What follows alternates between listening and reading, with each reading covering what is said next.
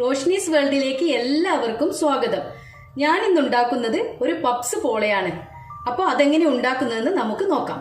അപ്പോൾ നമുക്ക് പോളക്കുള്ള ഫില്ലിംഗ് തയ്യാറാക്കാം. അപ്പോൾ അതിനായിട്ട് ഞാനിവിടെ ഒരു 1.5 ടീസ്പൂൺ ഓയിൽ ഒഴിക്കുന്നുണ്ട്. അപ്പോൾ ഞാനൊരു 3 ഉള്ളി, വലിയ ഉള്ളി ഞാൻ കട്ട് ചെയ്ത് വെച്ചിട്ടുണ്ട്.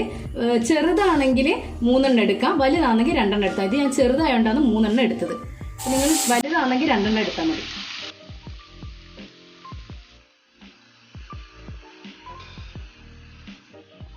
ഇനി ഇതിലേക്ക് നമുക്ക് ഒരു 2 പച്ചമുളക് ഞാൻ കട്ട് ചെയ്ത് വെച്ചിട്ടുണ്ട്. കുറച്ച് കറിവേപ്പില കൂടെ ഇട്ട് കൊടുക്കാം. ഇനി ഒരു 3 അല്ലി വെളുത്തുള്ളി, ഒരു ചെറിയ കഷ്ണം ഇഞ്ചി കൂടെ ചതച്ചത് ചേർത്ത് കൊടുക്കാം. അപ്പൊ കുറച്ച് ഉപ്പ് കൂടെ ചേർത്ത് കൊടുക്കാം. ഇനി ഇതിലേക്ക് 1/2 ടീസ്പൂൺ മല്ലിപ്പൊടി, 1/4 ടീസ്പൂൺ മഞ്ഞൾപ്പൊടി, 1/2 ടീസ്പൂൺ മുളക് പൊടി, 1/4 ടീസ്പൂൺ തന്നെ മഞ്ഞൾപ്പൊടി ചേർത്ത് കൊടുക്കാം.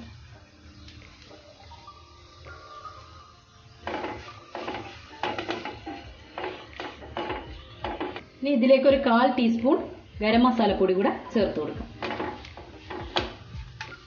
ഇപ്പൊ ഇതൊക്കെ നന്നായിട്ട് വാടി വന്നിട്ടുണ്ട്. ഇനി ഇതിലേക്ക് നമുക്കൊരു 3 ടേബിൾ സ്പൂൺ വെള്ളം ഒഴിച്ചു കൊടുക്കണം.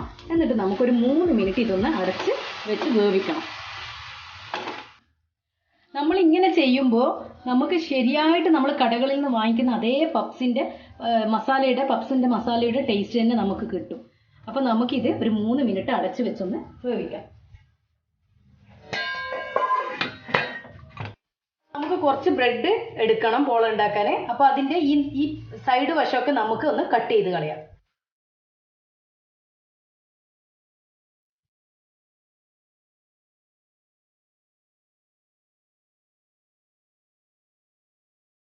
ബ്രെഡിന്റെ സൈഡൊക്കെ ഞാൻ കട്ട് ചെയ്ത് കളഞ്ഞിട്ടുണ്ട്. പിന്നെ അതേപോലെ ഞാൻ 4 മുട്ടയാണ് എടുത്തത്. അത് ഞാൻ 4 പീസാക്കി കട്ട് ചെയ്ത് വെച്ചിട്ടുണ്ട്. ഇനി ഇത് സെറ്റ് ചെയ്യുന്നത് കാണിക്കാം. അപ്പൊ ഞാൻ 3 മുട്ട ഉടച്ചൊഴിക്കുന്നുണ്ട്. അത് ഫില്ലിങ്ങിന് ചെയ്യാനുള്ളതാണ്.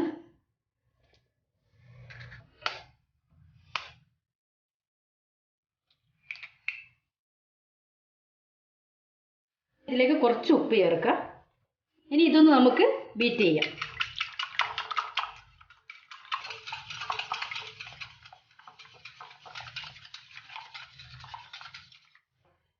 ഇനി ഇതിലേക്ക് ഒരു 2 പച്ചമുളക് ചേർത്ത് കൊടുക്കാം. ഇനി കുറച്ച് മല്ലിയില കൂടെ ചേർത്ത് കൊടുക്കാം. അപ്പൊ ഇത് നമുക്ക് അങ്ങോട്ട് മാറ്റി വെക്കാം. അപ്പൊ നമുക്ക് പപ്സ് പോള ഒന്ന് സെറ്റ് ചെയ്തെടുക്കാം. അപ്പൊ അതിനായിട്ട് ഞാൻ കുറച്ച് ഗീ ഇതിലേക്കൊന്ന് തടവി കൊടുക്കുന്നുണ്ട്. കാരണം ഇതിൽ പിടിച്ചു പോകരുതല്ലോ, അതിന് വേണ്ടിയിട്ട് ഇങ്ങനെ ഒന്ന് തടവി കൊടുക്കാം. അപ്പൊ ഇത് ചെമ്പിന്റെ 4 വശത്തേക്കും ഒന്നിങ്ങനെ ആക്കി കൊടുക്കണം കേട്ടോ. എന്താന്ന് വെച്ചാൽ ഇത് നമ്മൾ ഒരു 1/2 മണിക്കൂർ ഇത് സ്റ്റീം കൊടുക്കുന്നതല്ലേ, വേവിച്ചെടുക്കുന്നതല്ലേ.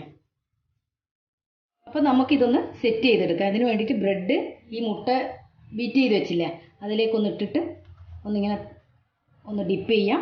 എന്നിട്ട് ഇത് നമുക്ക് നന്നായിട്ട് ഇതിലേക്ക് വെച്ച് കൊടുക്കാം. അപ്പം ഇതിൽ വെച്ച് കൊടുക്കുമ്പോൾ ഒന്ന് കയറ്റി വെച്ച് കൊടുക്കാൻ നോക്കാം.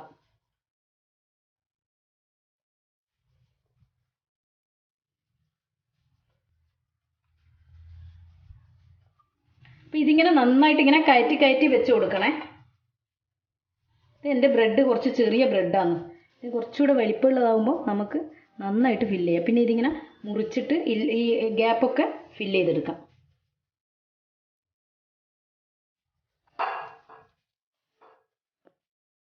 ഗ്യാപ്പൊക്കെ നന്നായിട്ട് ഫില്ല് ചെയ്ത് കൊടുക്കാം.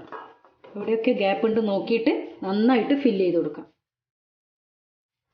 ഇപ്പം ഇത് നന്നായിട്ട് ഞാൻ ഫില്ല് ചെയ്ത് വെച്ചിട്ടുണ്ട്. ഇപ്പോൾ എവിടെയൊക്കെ ഗ്യാപ്പ് ഉള്ളതെന്നെല്ലാം നോക്കി ഞാൻ ചെറിയ ചെറിയ പീസൊക്കെ വെച്ച് അടച്ച് വെച്ചിട്ടുണ്ട്. ഇനി നമുക്ക് ഇതിലേക്ക് നേരത്തെ ഉണ്ടാക്കി വെച്ച മസാല കൂടെ അങ്ങ് തട്ടിക്കൊടുക്കാം.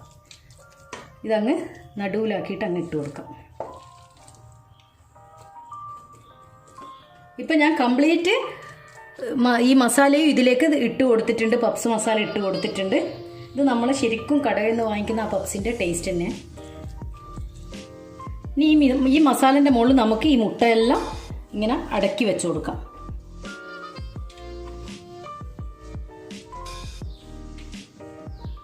അപ്പോൾ ഞാൻ 4 മുട്ടയും വെച്ചിട്ടുണ്ട്. നിങ്ങൾക്ക് ഇത്ര മുട്ട വേണ്ടാന്നുണ്ടെങ്കിൽ നിങ്ങൾക്ക് ഈ മുട്ടൻ്റെ അളവ് ഒന്നും കുറച്ചാളി, ഒരു മുട്ട അങ്ങ് കുറച്ചാളിഞ്ഞാൽ മതി കേട്ടോ. അപ്പോൾ ഇത് കംപ്ലീറ്റ് ആയി വെച്ചു. ഇനി നമുക്ക് ബ്രെഡ് പീസ് ഇതിൻ്റെ മേലെ കൂടെ നമുക്ക് കവർ ചെയ്ത് കൊടുക്കണം. അതിന് വേണ്ടിയിട്ട് ഞാൻ ഇതേ മുട്ടയിൽ തന്നെ ഇങ്ങനെ മുക്കിയിട്ട് വെച്ച് കൊടുക്കാം തന്നെ. ഇത് പക്ഷെങ്കിൽ നമുക്ക് നേരത്തെ വെച്ച പോലെ അങ്ങ് മേലോട്ടൊന്നും ആക്കി വെക്കണമെന്നില്ല. ഇതിനോട് കറക്റ്റായിട്ട് നിൽക്കണമെന്നേ ഉള്ളൂ.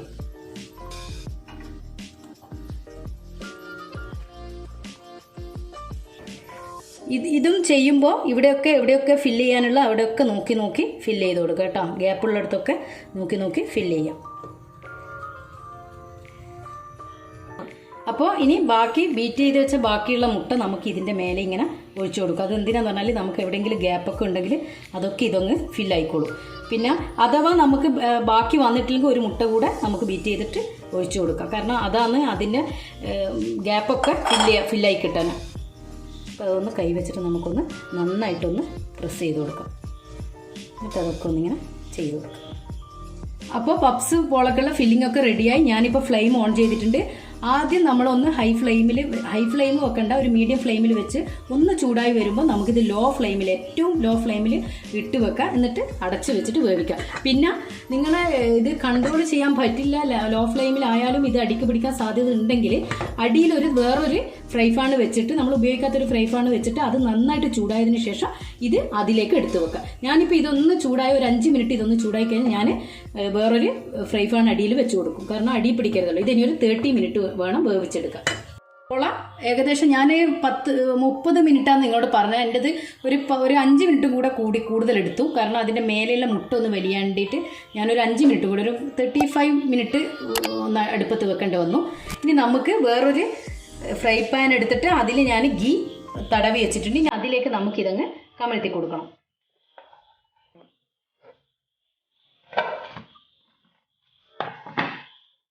അപ്പം നല്ല പെർഫെക്റ്റ് ആയിട്ട് ആയിട്ടുണ്ട്. ഇനി ഇത് നമുക്ക് ഇതിൻ്റെ അടിവശം കൂടി ഒന്ന് നമുക്ക് വേവിച്ചെടുക്കണം. അപ്പോൾ ഞാനിത് വേറൊരു ഫ്രൈ പാനിലേക്ക് തിരിച്ചിട്ടിട്ടുണ്ട്. ഇനി ആ അടിഭാഗം കൂടി ഒന്നാവട്ടെ. ഇപ്പം നല്ല പെർഫെക്റ്റ് ആയിട്ട് ആയിട്ടുണ്ട്.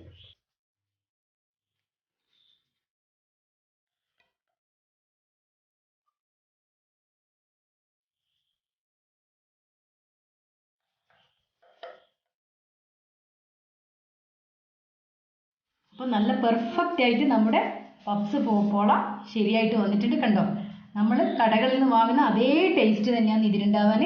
ഈ ഫില്ലിങ്സ് ഒക്കെ അതേ ടേസ്റ്റ് തന്നെയാണ്. അപ്പോൾ ഇതിനെക്കുറിച്ചിട്ടുള്ള അഭിപ്രായം കമൻറ്റ് ബോക്സിൽ കമൻറ്റ് ചെയ്യാൻ മറക്കല്ലേ.